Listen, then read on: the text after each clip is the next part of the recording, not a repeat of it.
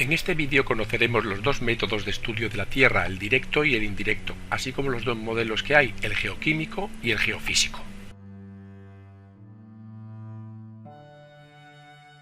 Y empezaremos estudiando los métodos que hay para conocer el interior de nuestro planeta. Existen dos formas diferentes de estudiar el interior de la Tierra, el método directo y el indirecto. Vamos a ver cuáles son las peculiaridades de cada uno. El primero se basa en analizar los materiales obtenidos del interior de la Tierra mediante perforaciones o sondeos principalmente. Todos los métodos utilizados, así como la profundidad máxima a la que se ha llegado, son los siguientes: los pozos de agua a 1 kilómetro, las minas a 3,6 kilómetros, las perforaciones petrolíferas hasta 7 kilómetros, otras perforaciones como la de la península de Kola en Rusia hasta 12 kilómetros, que es la más profunda del mundo, la erosión que deja al descubierto rocas formadas a mayor profundidad, y nosotros mismos podemos imaginarnos cómo es el interior de la corteza cuando observamos el talud de una carretera, por ejemplo, y finalmente el estudio de los materiales volcánicos arrojados. Pero en este último, el de los materiales volcánicos, existen dos limitaciones importantes que hacen que estos datos sean poco significativos: los procesos de diferenciación magmática, que hacen que la composición de lava arrojada no sea representativa de la del magma original, y las inclusiones y contaminaciones del magma, esto es, que el mismo magma al subir puede coger rocas y por tanto contaminarse. El método directo tiene una serie de ventajas, como por ejemplo que se conoce de primera mano la composición de las rocas, pero la gran desventaja es que es poco significativo porque solo se han llegado a los 12 kilómetros de profundidad y la Tierra tiene unos 6.370 kilómetros de radio. Por el contrario, el indirecto se basa en el estudio y el análisis de las propiedades geofísicas de la Tierra. La gran ventaja es que se puede estudiar todo el interior de la Tierra, pero no hay pruebas físicas de ello porque el estudio se realiza desde la superficie terrestre. Hay 7 tipos diferentes de métodos de estudio indirectos. Estos son los meteoritos, que es el más impreciso, el geotérmico, el magnético, el gravimétrico, el densimétrico, el eléctrico y finalmente el sísmico, que es el más preciso de todos. Vamos a analizarlos en profundidad. El primero, el de los asteroides, es el más impreciso porque aunque se cree que estos son fragmentos de planetas destruidos, no se está seguro al 100%. Si un asteroide llega a la Tierra, se le llama meteorito, y hay 3 tipos. Los sideritos, que están compuestos de hierro y níquel principalmente y corresponderían al núcleo de nuestra Tierra; los rocosos de hierro o siderolitos, que corresponderían a nuestro manto; y finalmente los rocosos, que corresponderían a nuestra corteza. Pero, como hemos dicho, al no estar seguro de que los meteoritos son trozos internos de otro planeta, no es un estudio realmente fiable. El segundo es el geotérmico. Hay que tener en cuenta que la temperatura de la Tierra aumenta 3 grados cada 100 metros aproximadamente en la corteza terrestre, y a esto se le llama el gradiente geotérmico. Esto indica que el calor no solo viene del núcleo, sino también del manto. Pero este valor puede variar en función de unas zonas a otras. A esto se le llaman las anomalías térmicas. En definitiva, se supone que el núcleo de la Tierra está a unos 4.700 grados centígrados, pero está en estado sólido, debido a la gran presión que soporta. Y las fuentes del calor interno que se barajan son dos: por un lado un calor residual o primitivo, o por otro la descomposición de isótopos radioactivos. El tercero sería el magnético, ya que la Tierra genera un campo magnético en su entorno de carácter bipolar, es como si fuese un gigantesco imán. Y la intensidad de este campo se puede medir en superficie mediante instrumentos específicos llamados magnetómetros. La unidad de medida que se utiliza para la intensidad magnética es el Ørsted, que, eso sí, puede variar en función de si hay hierro más cerca o más lejos de la superficie terrestre. Y precisamente en este mapa podemos apreciar claramente dichas anomalías. Por tanto, el campo magnético fósil presente en todas las rocas puede ser semejante al actual o de sentido contrario, lo que nos indica que a lo largo de la historia de la Tierra ha habido inversiones de polos. El cuarto es el estudio gravimétrico. La intensidad de la gravedad no es igual en toda la superficie de la Tierra, depende de las masas de rocas. Por tanto, en las zonas donde haya rocas más densas habrá más gravedad y viceversa. Las rocas del manto son muy densas y por eso tienen mayor fuerza gravitatoria. Esto significa que la gravedad de las llanuras es mucho mayor que en las montañas.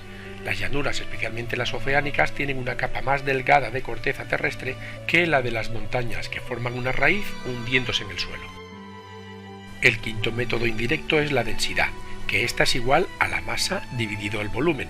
En la Tierra la masa es la siguiente y el volumen es este de aquí, por tanto su densidad sería 5,52 gramos partido centímetro cúbico.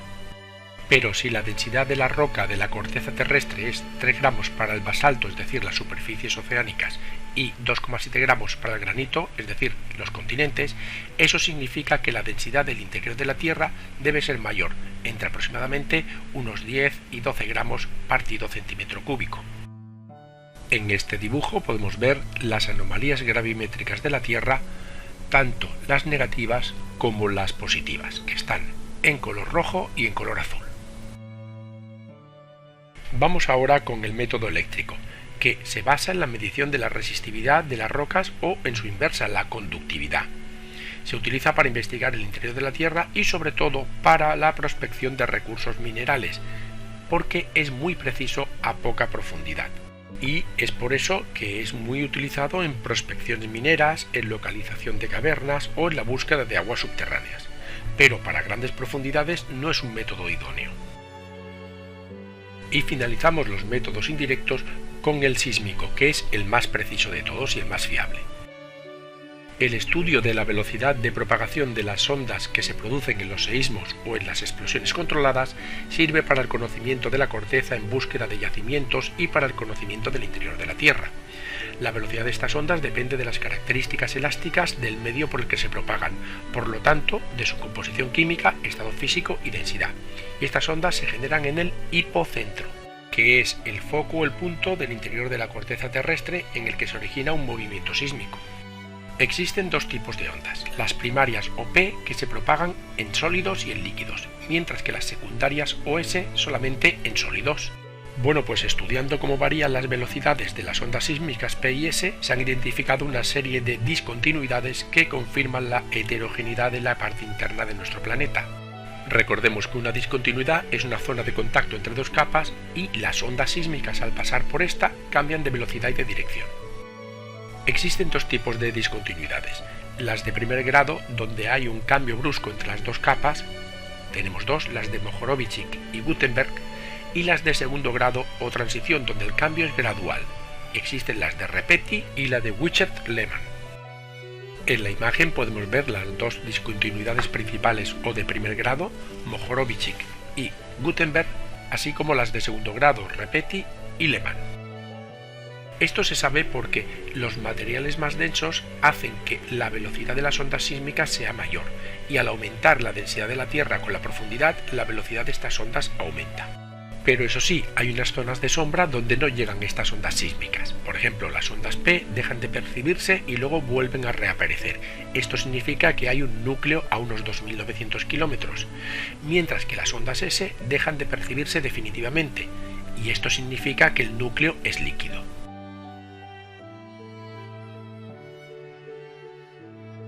Y una vez hemos analizado los métodos de estudio del interior de la Tierra, vamos a conocer su estructura interna. Cuando se formó la Tierra hace unos 4.600 millones de años, los materiales se distribuyeron en forma de capas superpuestas unas encima de otras. Tras la compactación de estos materiales se produjo un aumento de temperatura que los fundió, convirtiendo el planeta en una bola de magma. Y en esta etapa se diferenciaron los materiales por densidades, en la que los elementos más pesados se hundieron hacia el centro, mientras que los más ligeros se ubicaron en las capas más superficiales. Y gracias a estos estudios indirectos que hemos comentado en el capítulo anterior, se han establecido dos modelos de estructura interna de la Tierra: el geoquímico o estático, que está basado en la composición química de las capas terrestres, y el geofísico dinámico o mecánico, que está basado en el comportamiento sólido o líquido de dichas capas. Mediante el geoquímico distinguimos las siguientes capas y las siguientes discontinuidades: la corteza terrestre, la discontinuidad de Mohorovičić, el manto exterior, la discontinuidad de Repetti, el manto interior, la discontinuidad de Gutenberg, el núcleo exterior la discontinuidad de Beecher-Lehmann y finalmente el núcleo interior. Vamos a ver esto con un poquito más de detalle. La capa exterior es la corteza, que tiene entre 7 kilómetros y 70 aproximadamente. Entre la corteza y la segunda estaría la discontinuidad de Mohorovich, que es de primer grado. A continuación, el manto, que sería la capa intermedia, y llegaría hasta los 2.900 kilómetros, y se divide en dos subcapas, el manto superior y el manto inferior, y entre el superior y el inferior estaría la discontinuidad de segundo grado de Repeti. Ahora, entre el manto y el núcleo estaría la discontinuidad de primer grado de Gutenberg, y el núcleo sería el centro, que a su vez también tiene dos partes, el externo y el interno, y entre ambos está la discontinuidad de Beecher-Lehmann. Al núcleo también se le llama Nice, porque está compuesto de níquel y hierro. Y otra forma diferente de ver lo que hemos dicho sería donde distinguimos las capas de la Tierra, así como sus discontinuidades respectivas. Bueno, pues si el geoquímico se basa en la composición química, el geofísico se basa en el estado de la materia que se encuentra en cada capa, es decir, si es sólido o líquido. Y aquí tenemos tres partes, la litosfera, que es la capa exterior, y la parte inferior se llama astenosfera. Va desde los 0 hasta los 100 kilómetros y es sólida, muy rígida, fracturada en diversas placas, y sobre la astenosfera se mueven precisamente las placas tectónicas. La segunda es la mesosfera, que va desde los 100 hasta los 2.900 kilómetros y se comporta con una cierta fluidez, mientras que la interior se llama endosfera y va desde los 2.900 hasta el centro, y se compone de un núcleo externo que está parcialmente fundido y tiene un comportamiento plástico, y otro interno que es totalmente sólido. Y estas serían las tres grandes capas que establece el modelo geofísico, basándose en el estado sólido o líquido de cada una de ellas. Vamos a comparar ambos modelos para tenerlo aún más claro. El geoquímico establece estas tres capas en función de su composición química, mientras que el geofísico establece estas otras tres capas en función de su estado físico, ya sea líquido o sólido. Y en la siguiente diapositiva vamos a ver lo mismo que hemos comentado, pero con un poquito más de detalle, distinguiendo las capas y las discontinuidades de la parte química de la física. Y finalizamos este capítulo teórico hablando del gradiente térmico, que recordemos lo enunciamos en la diapositiva número 12. En este gráfico queda reflejada la relación directa que hay entre la temperatura de la Tierra y la profundidad. A mayor profundidad, por tanto, mayor temperatura. Y vemos cómo varía drásticamente la temperatura cuando pasa de una a otra capa. Esto significa que cada capa tiene una composición diferente. Vemos que cada capa tiene una temperatura totalmente diferente a la anterior. Pero vamos a verlo con más detalle. La temperatura de la Tierra aumenta en la corteza terrestre unos 3 grados cada 100 metros. La razón por la que esta aumenta a medida que se profundiza radica en las muy altas temperaturas que existen en el núcleo del planeta, y el gradiente geotérmico no es un valor constante. El estudio de las ondas sísmicas ha demostrado la existencia de un núcleo interno sólido, y esto no sería posible si el incremento de la temperatura fuera constante, ya que en este caso el centro del planeta soportaría temperaturas de unos 200.000 grados centígrados y se cree que es de 5 o 6.000. En definitiva, que el gradiente térmico depende de las características físicas de cada zona o de cada capa. ¿Y qué ventajas tiene esto? Pues precisamente que se puede utilizar el calor del interior de la Tierra como energía geotérmica, y es una de las posibles soluciones a los problemas energéticos, como ocurre en Islandia.